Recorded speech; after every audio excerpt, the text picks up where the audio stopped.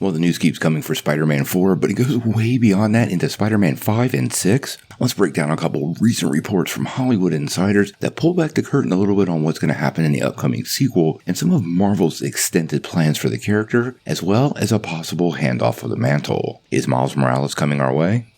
Well, every time a new Spider-Man production starts to get some steam, we start getting a lot of reports and rumors and information that sometimes turns out to be pretty true. If you guys remember during the development of No Way Home, well, we heard early on that Tobey Maguire and Andrew Garfield were coming back and this was going to be a multiverse adventure, which all turned out to be true. Marvel did everything they could do to keep it from us, even removing Andrew Garfield from the trailer, or at least invisibly kicking the lizard. So at this point, as we start getting information about Spider-Man 4 and 5 and 6, I am going to try to pay close attention to it because last time almost all of it turned out to be true, so we don't want to miss any details. Now, we recently got reports that Sadie Sink had joined the cast, and I think this is pretty big news and it's been confirmed, but who she's playing has really been the big question. Will she be Mary Jane? Is she Starfire? Is she Jean Grey? What character will she play in the sequel? And Sink is playing coy with the whole thing. It's definitely going to be a huge movie for Marvel and Sony, and now a whole new plethora of reports are coming our way, which seem to provide some new details as well as some long-term plans for the web slinger. So let's talk about Spider-Man 4 and its villain first, and then we'll talk a little bit about the report about Spider-Man 5 and Spider-Man 6. Now, both of these reports come via My Time to Shine Hello, and like I always like to say, it's not from Kevin Feige or Marvel Studios, and My Time to Shine is an anonymous scooper, meaning they hide behind that anonymity, and for me, that definitely puts a little bit of a lower grade on the scoop. Now, recently My Time posted that the villain for Spider-Man 4 is going to be a female villain, something we've really never seen in the Spider-Man franchise up on the big screen. Now, Spider-Man has quite a few villains who happen to be female, but his traditional rogues gallery definitely leans to the male side, so we're going to see some faces we've never seen before. Now, who this happens to be, well, that's completely up in the air, but a lot of names have been kicked around. Obviously, Felicia Hardy, aka the Black Cat, is probably at the top of those lists for many fans, but as a primary antagonist, I really don't know if the Black Cat works. We've also heard some other names thrown around like Silver Sable, Screwball, Stunner, or even White Rabbit. But quite honestly, many of these really don't have a great feel for this sequel, and some other reports might have already clued us in. Now, one possibility of a female villain for Spider-Man 4 is Adriana Soraya, aka the Spider Queen. Now, this is something that's been kicked around by several social media scoopers, and the character's connection to some big Spider-Man stories that were already reported as part of the sequel, well, they are right there. Now, in the comics, she was a World War II super soldier, and the serum actually activated some latent insect genes, which wound up giving her powers like telepathy, insect control, superhuman strength, and a sonic scream. Now, in the comics, she pretty much went completely insane and started transforming people into spider monsters, something many people remember from the Spider Island storyline. Now, a few weeks ago, we heard that Spider Island could actually be part of this movie, and we could be seeing some other classic characters end up with spider powers. As a matter of fact, the report said lots of people will have spider powers, so you can kind of see how Spider Queen would be kind of the perfect villain for a story like that, and if it is a multiverse tale, this is absolutely something that could take place in Battleworld.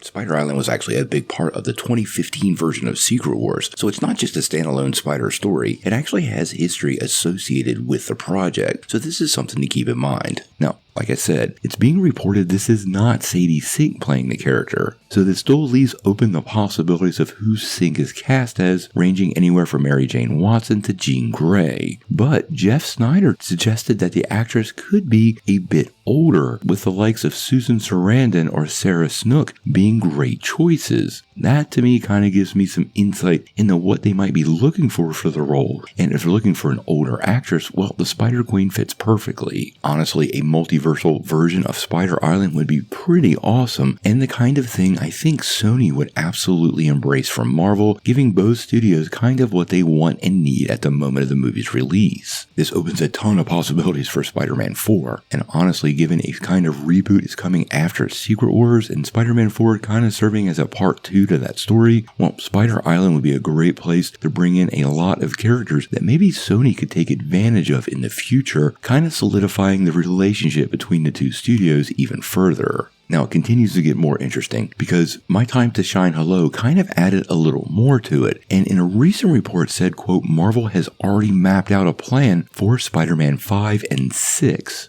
Now, Tom Holland is already expected to be part of Doomsday, Spider-Man 4, and Secret Wars, but we did originally hear he had signed a 5-movie deal, so that would carry him all the way to the end of Spider-Man 6. Now, Holland has made a ton of comments about stepping away from the role, and I think in order to get him back and to sign on to a story that would encompass this many projects, well, there definitely would need to be some plan in place. Now, I absolutely believe, and has been suggested by Holland, that Spider-Man 6 could see the mantle pass to Miles Morales. The character himself is already pretty popular because of the Spider-Verse animated series, and this would be a pretty great move for Marvel and Sony. Obviously, recasting marquee characters has a huge challenge, but to be fair, sometimes passing the mantle on does not work, or fans simply don't embrace it. Miles Morales, to me, is probably the biggest success story in comics of passing the mantle, and I think Spider-Man 6 might be the place to do it. Now, if this does happen, I actually believe we're going to start to get to know Miles way sooner than later, probably introduced in Spider-Man 4, set up in Spider-Man 5, and then have the mantle passed in Spider-Man 6. This will allow fans to get used to the character, get to like the character, and accept that mantle being passed forward. Obviously, fans are very, very attached to their favorite character, so doing this is not a small move, but it would be a great spot for both Marvel and Sony to be in, allowing Spider-Man to continue in the MCU while Holland takes a break, and at that point, Sony could probably use Peter Parker in some of their projects while Marvel Studios continues forward with Miles Morales.